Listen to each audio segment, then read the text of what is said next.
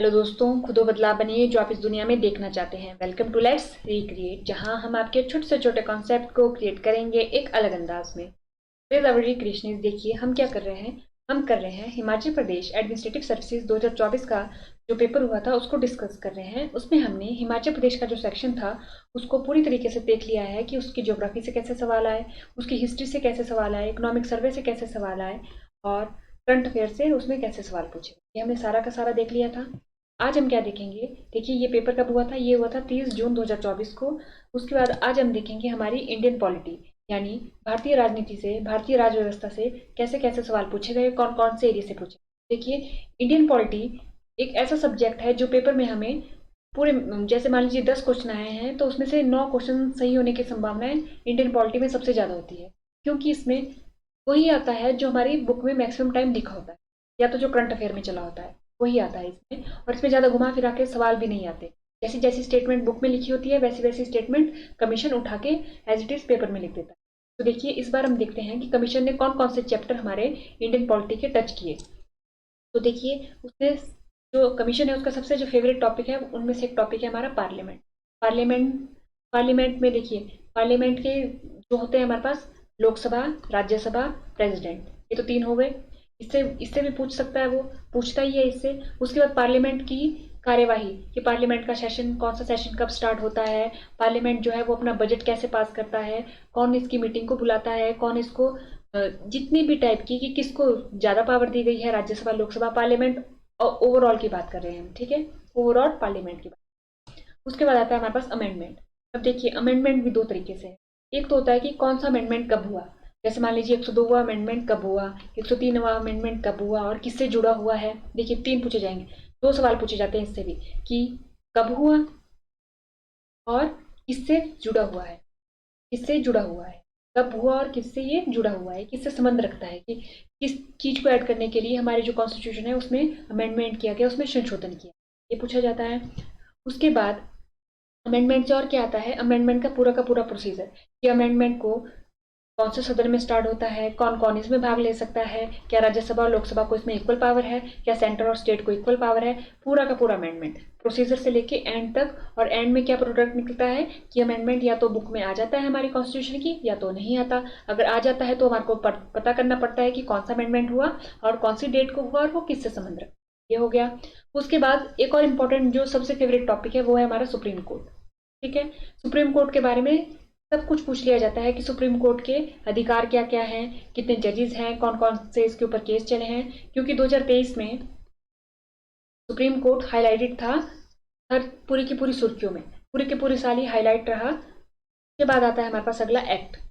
Act जो है वो भी एक इम्पॉर्टेंट टॉपिक बन जाता है। एक्ट कहाँ से कहाँ तक, 1773 से लेके हमारे जो हमारे को 1858 तक के एक्ट पूछे जाते हैं, और 1935 तक के भी एक्ट पूछे लिए जाते हैं। ठीक है, इन एक्ट से एक ना एक सवाल आता है। इनसे कैसे पूछ सकते हैं, जैसे मान लीजिए 1773 का कुछ और नाम भी होगा तो उस नाम को बताइए, क्या यही नाम है, या 1853 के एक्ट को कुछ और भी बोलते होंगे, या 1909 के एक्ट को कुछ और बोलते होंगे।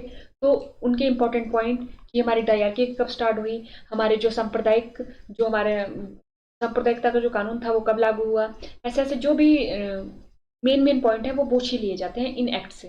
तो ये भी एक जो कमीशन है हमारा उसका एक फेवरेट, एक इम्पॉर्टेंट टॉपिक है। ठीक है, तब उसके बाद आती है हमारे पास बारी क्वेश्चंस की। तो देखिए, ये वाला जो सवाल है ये हमारा अमेंडमेंट से, अमेंडमेंट वाले चैप्टर से है ये वाला सवाल। Council of minister size has been restricted to 15% of membership of Lok Sabha by which constitution amendment. इस संवैधानिक संशोधन द्वारा मंत्रिपरिषद की संख्या लोकसभा की सदस्य का 15% तक सीमित की गई। ये पूछा गया है, तो जो इसका आंसर होगा राइट वो होगा 91st अमेंडमेंट। 91वें संविधान संशोधन के द्वारा क्या किया गया था, ये तय किया गया था कि मंत्रिपरिषद में जो मंत्री होंगे वो कितने होंगे, वो होंगे हमारे पास 15%। ठीक है, उसके बाद बात आती है अगले क्वेश्चन की। Finance minister is a final authority to decide whether a bill is a money bill और not in Indian system of diarchy was introduced by government of India act 1935 during British period. ये भी देख लेते हैं, कोई bill धन bill है या नहीं इसका अंतिम निर्णय वित्त मंत्री करता है। ब्रिटिश काल में भारतीय अधिनियम 1935 के द्वारा द्वैध शासन प्रारंभ किया गया। ठीक है, ये बोला गया है। तो देखिए, अब हमारे को पता होता है कि जो ये बिल है, देखिए यहाँ पार्लियामेंट से पूछा गया है, पार्लियामेंट में सब कुछ आ जाता है, बिल भी आ जाता है, सब कुछ। वो जब हम पार्लियामेंट का चैप्टर पढ़ते हैं तो ओवरऑल हम सब चीज़ों को कवर करते हैं।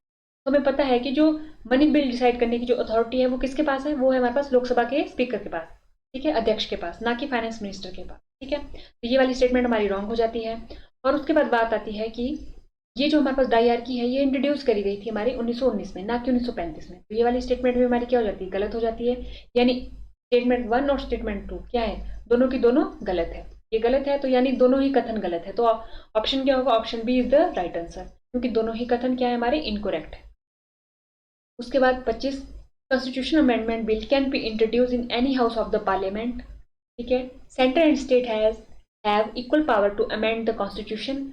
Amendment in the seventh schedule required the rectification by the legislatures of not less than half of the states. Basic structure of constitution can also be amended. देखिए अब हम हिंदी में पढ़ते हैं। संवैधानिक संशोधन बिल संसद के किसी भी सदन में पेश किया जा सकता है। संविधान के संशोधन का राज्य व केंद्र को समान अधिकार प्राप्त है। संविधान की 7वीं अनुसूची में परिवर्तन हेतु आधे से अधिक राज्य विधान परिषदों की स्वीकृति जरूरी है। संविधान के मूल ढांचे में संशोधन किया जा सकता है। अब देखेंगे अगर आप तो 2022 में जो सबसे बड़ी मुख्य सुर्खी थी वो थी हमारे कि बेसिक स्ट्रक्चर में गवर्नमेंट अमेंडमेंट कर सकती है या नहीं कर सकती, और इसी से सारे न्यूज़पेपर भरी पड़े थे, ठीक है। यही बार बार न्यूज़पेपर में आ रहा था कि जो सुप्रीम कोर्ट है वो सुप्रीम कोर्ट ने अपना डिसीजन दिया था कि आप बेसिक स्ट्रक्चर में बदलाव नहीं कर सकते, आप अमेंड तो कर सकते हो कॉन्स्टिट्यूशन को, लेकिन बेसिक स्ट्रक्चर से छेड़छाड़ किए बिना, ठीक है। तो यानी अगर हम एक बार इन चारों स्टेटमेंट को पढ़ने के बाद देखें तो हम पाते हैं कि जो चौथी स्टेटमेंट है वो तो हमें पढ़ के ही पता चल रही है कि वो बिल्कुल गलत है, ठीक है, क्योंकि मूल ढांचे में संशोधन नहीं किया जा सकता। और सुप्रीम कोर्ट बार बार कहता है अपनी स्टेटमेंट में कि आप मूल ढांचे में परिवर्तन नहीं कर सकते, संशोधन नहीं कर सकते, यानी मूल ढांचे को हानि पहुंचाए बिना आप अमेंडमेंट कर सकते हो, लेकिन अगर मूल ढांचे को हानि पहुंच रही है तो अमेंडमेंट नहीं माना जाएगा, ठीक है। यानी हमारा चौथी स्टेटमेंट गलत हो गई। अगर चौथी स्टेटमेंट गलत हो गई तो सी और डी हमारा ऑटोमेटिकली गलत हो गया। अब बचता है हमारा ए और बी। तो देखिए अगर हमारे को ये पता होगा, देखिए अब अमेंडमेंट की बात आई ना इधर की, कॉन्स्टिट्यूशन को अमेंड किया जा सकता है या नहीं किया जा सकता है, तो दूसरी स्टेटमेंट को देखते हैं। Centre and state have equal power to amend the constitution. Centre and state has equal power to amend the constitution की समान अधिकार प्राप्त है। तो जब हम पढ़ना स्टार्ट करते हैं पॉलिटी को, उसी वक्त हम देख लेते हैं कि जो हमारा जो संविधान है वो क्या है, केंद्र की तरफ को ज्यादा झुका हुआ है, मतलब केंद्र को ज्यादा पावर दी गई है एज कम्पेयर टू राज्य में, और अमेंडमेंट की जो पावर है वो तो केंद्र को ही है, ठीक है।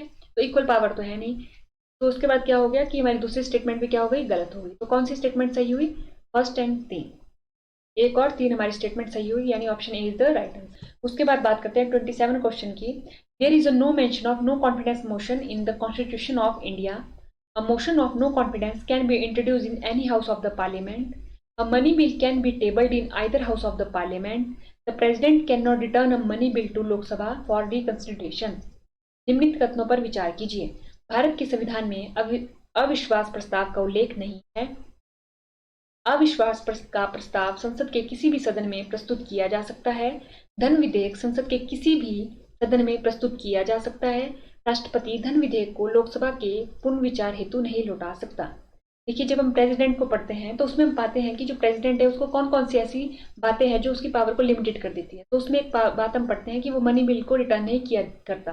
वो क्यों रिटर्न नहीं किया करता, क्योंकि ऐसा लिखा जाता है, लिखा गया है हमारे कॉन्स्टिट्यूशन की बुक में कि मनी बिल जब भी इंट्रोड्यूस किया जाता है तो प्रेसिडेंट से पहले उन्हें बता दिया जाता है कि मनी बिल इंट्रोड्यूस करने वाले हैं, यानी इन्हें पहले ही पता होता है कि मनी बिल इंट्रोड्यूस होने वाला है, तो ये इन्हें नहीं कर सकते, रिटर्न नहीं कर सकते मनी बिल के केस। तो यहाँ पर इसकी लिमिटेशन लिख देते हैं कि ये मनी बिल को रिटर्न नहीं कर सकते। तो ये आ जाता है, ये सही है हमारी ऑप्शन। तो यानी हमारा फोर्थ सही है, फोर्थ सही यानी बी और सी हमारा सही होगा, ए और डी हमारा कभी भी आंसर नहीं हो सकता। अब उसके बाद हमारे को ये भी पता होता है, क्योंकि ये जो स्टेटमेंट है ना ये बहुत बार पेपर में पूछी गई है कि money bill can B tabled in either house, कि मनी बिल को किसी भी सदन में प्रस्तुत किया जा सकता है।